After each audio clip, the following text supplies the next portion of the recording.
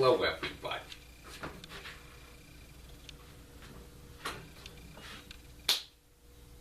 I'm Mo, short for Moses. Some people call me Captain Jack, you know. Captain Jack will get you high tonight. No, I'm not a drug dealer. Although, oh, never mind. I was just going to go into one of my little things about how, well, you know, getting high is something we can do without drugs, actually. Just by believing in ourselves. Because we are miraculous creations of our Creator, and we don't need to get religious or anything about it. Some of us are, and that's very good. Well, that's, hey, First Amendment, baby, cool. Freedom of speech, freedom of religion. Some of us don't. We find that we were brought up with religious traditions that we found not entirely honest. Which is never surprising to find less than perfection, and honesty in particular, perfect honesty, when we're talking about people. And religions are always what people say God is. When God made us, or something made us, and that is what? I mean, we are who we are, not what some other people tell us. And if we feel that God is blank, whatever it is, that is what we should be doing. And it's not just a right, it's a responsibility to believe what your heart, and your heart, and my heart. It's our responsibility to our Maker. We were made somehow, and we were made a certain way. Meaning, we have fundamental beliefs that are important. We have beliefs about things that are important, values, about the difference between right and wrong. And today, I saw a lot of people today. Oh, yes, I'm back in New York. I'm so excited to be back. Really, I'm so excited to be back. Los Angeles, you know,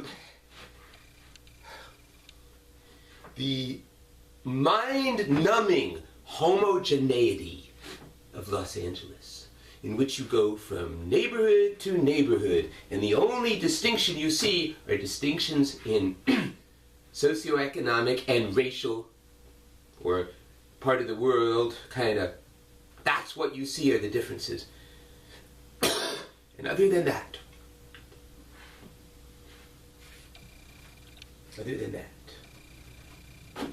what you see are the same stores, the same kind of setup, the same, this is school there, and there's the office buildings over there, and of course there's the shopping malls all over, and they're all the same companies, and the same this and the same that. The only difference is when they were made. The newer they've been made, the more they're made for cars to move around, everything. So you go to a place like Santa Clarita or Palmdale. Oh, the two of them. These are two of the fastest growing regions in the country.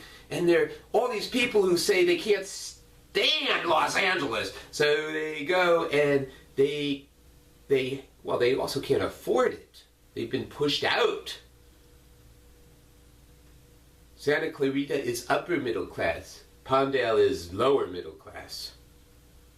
Palmdale's economy is, very scary. The people, I don't want to say the people themselves are scary, but they're in a scary situation. Actually, we all are. And so anyway, I'm so happy to be back in New York, where I feel that there is still a value given to new things, different things, not everything set up by a group of people who say, okay, we have been able to put a Walgreens in every town and we're going to come into your town. And that's what they did. We used to have And the part of, excuse me, I'm going on too much. I've got so much to say. Coming back to New York, I got so much to say. Wow. Especially about a particular host who was very generous. Let me stay with him for 10 days. He didn't ask for any money in return or anything. Just actually gave me a little offer I couldn't refuse. But that's another, that's a story for another day, I'll tell you, baby poo. Really, that's a lot of stories. 10 days in the old slammer is a very interesting experience, I'll tell you. Anyway, especially when you get to know the man. The it man, because the man is part of a larger machine. And that's why we're so scared. Because it's not even people that are running things anymore. It's machines making decisions. And this is the Google revolution. Google revolutionized the idea of decision making. They said, look, math, which can very easily be like mathematical ways of looking at things, is exactly what computers are great at. So let's apply it in all sorts of ways. And, well, I'm sorry, I keep going off on all sorts of downer things, except that, well, wait, today's Thanksgiving. And it's important that we all take a moment to think about what we have to give thanks for. I could go off on a whole big lecture about how we were given something that no other people have ever been given. So if we are the end, we're at like 200 and coming up to 230 years later. Well, depending on when you talk about it. Let's go back to the Declaration. When people said, you know what?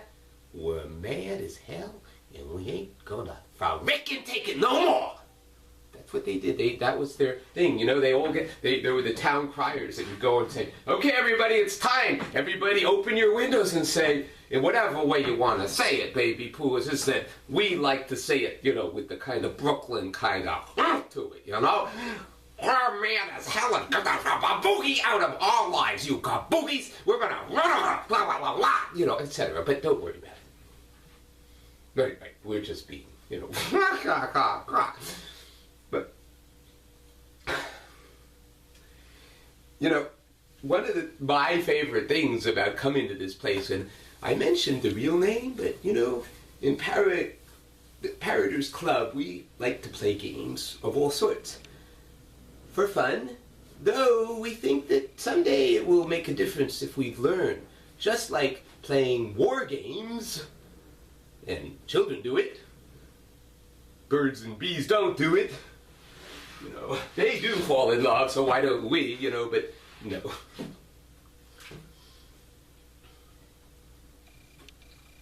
Big Bird. See, Big Bird lives in Creekland. Okay, I'm sorry. I know I'm all over the place. I can be very difficult to understand. You should talk to my family. Oh my gosh. They don't talk to me. Because shh. Thank you for telling me shh, because I needed that. Thanks. Long story short, I'm not going to talk about it. Okay, finished with that subject. The GTD subject, the acro tools and stuff. If you don't know what I'm talking about, don't you worry about it, baby. This is going to break and I'm going to fall. I'm sorry, everybody. I'm so excited to be back in New York and on this Thanksgiving Day. Pretty cold today. A little bit of wind and, it never got up above 39, I believe.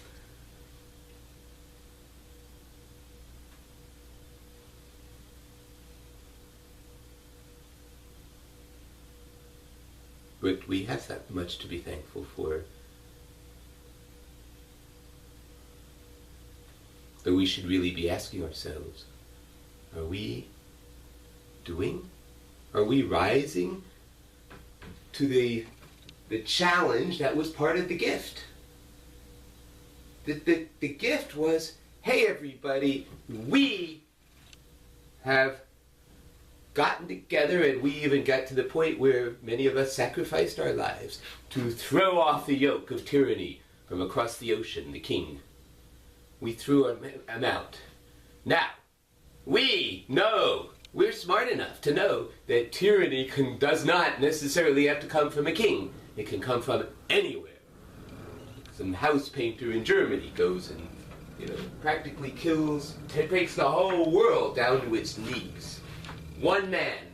That's one of the lessons we've learned from the 20th century, that things can happen in, Germany was one of the most advanced technologically, education level.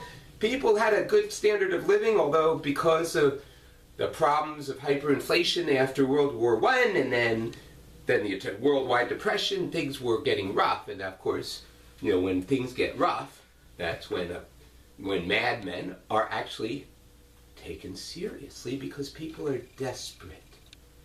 Nobody's telling them the truth, but at least somebody's telling them a story that's not boring. Maybe we don't have to live the rest of our lives under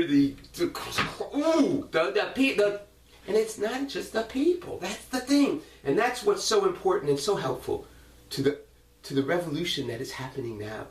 The paratopian revolution, though other people call it whatever they want. We parroters like to say that, we are in the forefront of the revolution, but we're certainly not alone, and we don't have to even use that particular word unless we really are clear. We're not talking about the Russian Revolution, the Chinese Revolution, which of course turned out, we see it, and the French Revolution. They turned out, it was an opportunity for criminals to get rid of the criminals that were in power and then become the criminals in power. That's all it was. So we don't want that, of course not. We're not talking about a revolution like that. Remember in the Beatles, the White Album, the song Revolution. But if you go carrying pictures of Chairman Mao, you ain't gonna make it with anyone anyhow, And it's true. I mean, Chairman Mao was the 20th century had plenty of monsters, and we should think on any day that we realize, like today, we give thanks for being in a country that has a government that in fact, is by the people who have bought it, for the people who have bought it, and of the people, the servants of the people who have bought it. That's what we have. And the problem is that the rest of us just have sold it so cheaply. We sold our government. And instead of being ashamed of ourselves, as we actually should be, we certainly can't go blaming the government for being run by a bunch of idiots. Because what have we done about it? Are we smart enough to get our own act together to stop listening to idiots? That's the most important thing. Those people running things, and that of course includes media, they are idiots. And for us to worry about who's going to win the next election in old Hollywood East there, Washington, D.C., that's all it is. I just spent a year and a half in Hollywood, the original Hollywood, and I just see it. The whole show. It's just a show to make us afraid of trying to fight City Hall. That's the idea. And that message gets drummed in so many ways. No, you can't. Don't do it. You're going to get in trouble. Keep your head down and hope that your pension fund won't evaporate overnight during a period of hyperinflation, which we don't have to worry about hyperinflation, right? Because our government is run by truly thoughtful, intelligent, scientifically minded, economically sound thought process people who don't allow themselves to get influenced by the millionaires and billionaire individuals and the trillionaire corporations or sets of corporations that all get together and say, yes, why should we pay taxes? We are people too, but only little people pay taxes, not big people, and not especially the real big people. The ones who decide who the two candidates are. Yeah, you're acceptable because we know you're never going to be effective, and you're of a Democratic stripe. You're a Republican. You're acceptable because we know you're never going to be effective either. You both are going to sell out to us because that is the scourge of the 20th century, threatening the entire future. Are we going to make it through the 21st century? Well, I personally say yes, because there are enough people that believe in a higher good, in something more than just figuring out how to not get trapped by this the mess that we're in. And there are many of us, and there are many of us who have never thought about using a word like revolution. But if you ever use the word, think of it's talking about going around in a circle, or going around, not just going around to where you started, going around like a wheel in a car. Goes around, and then when it gets to the same place, it's in a different place, but it's going to go around again, and it's going to go to another place. And that's life. And we could be doing that. We could just be living, we could figure it out. We don't have to accept what the people who are conditioning us. And literally, that's what's happening. That's what advertising is. The more times you hear something, the more times the effect it happens. So when Karl Rove and his buddies started a whisper campaign in South Carolina to say that John McCain had an illegitimate black child, it didn't make any difference that it was completely false. Because by all that had to happen was enough people had to hear it, and it had to go through the whole media cycle. Oh, yes, John McCain has an illegitimate black child. And oh no, it turns out it's not true. But by that time, it doesn't matter. Damage is done. And I want you to think about one thing that's right now. How many people do you know who refer to something that is fairly aptly named for what it was trying to do? And think about it. The Affordable Health Care Act. Anybody who wants to say that that's a commie, stupid, liberal idea, affordable health care, you call me a stupid, crazy liberal because I think that we should have affordable health care, and I'm going to call you what you are. A thug. Just the kind of person that the Nazis brought up in the world. The kind of attack dogs that just lie and say what they say and get away with it. And we are, whoa, how many people are becoming very wealthy doing that, just that? Well, we who want to change leave the attacking to people who have fun attacking. And some of us actually do. And some of us are really good at it. And some of us have learned how to do it in such a way that the person who is getting attacked, it turns out that what we are doing is actually putting on a show in which they are the stars. And we are just merely recording what is really happening. And we're putting it out, the fact that in government, there shouldn't be anything behind closed doors. Ever. Ever. Between a public official and somebody who's a constituent, it should be all on the record. We should know exactly what you're doing behind closed doors because we elected you, we're paying you, and if you don't want to do it, we've got jails that you and your buddies make lots of money off of.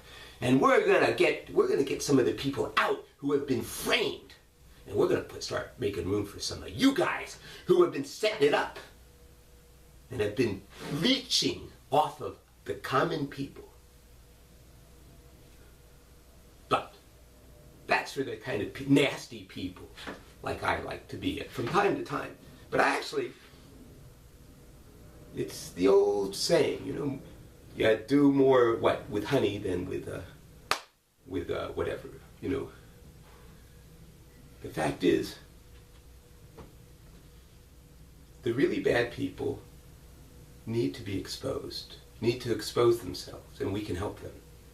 And everybody else, which is the 99 and 44/100%, by the way, more than 99%, as much as ivory snow is pure, 99 and 44/100, and it doesn't matter the exact.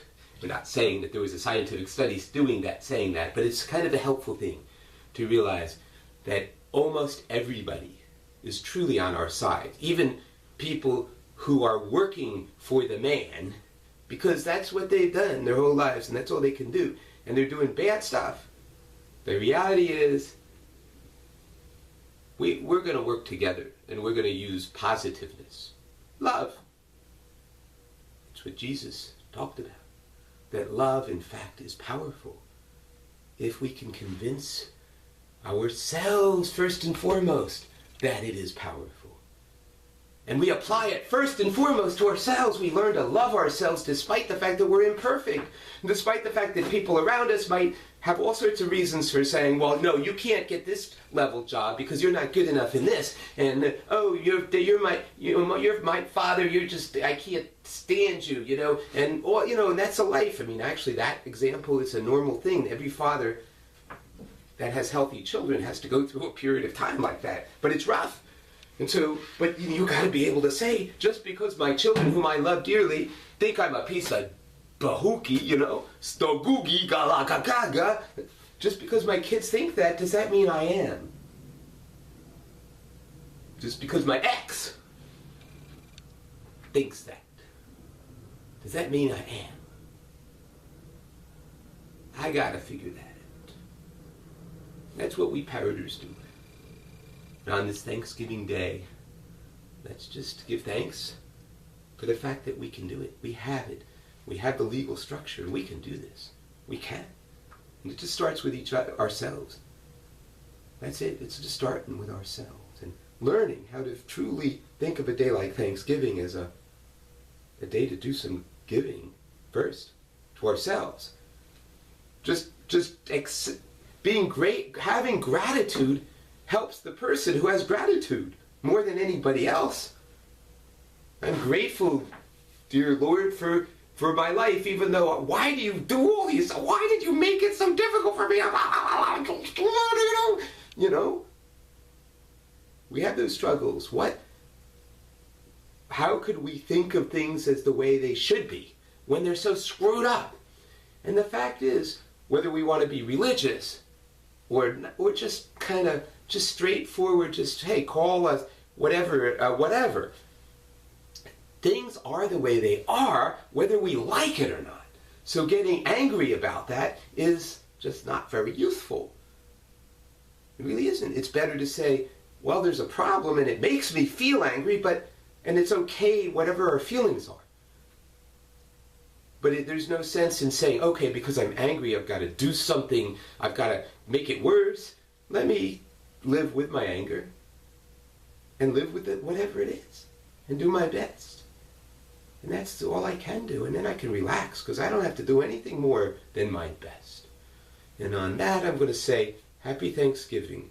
And we'll be talking again. Okay, bye, everybody. Bye.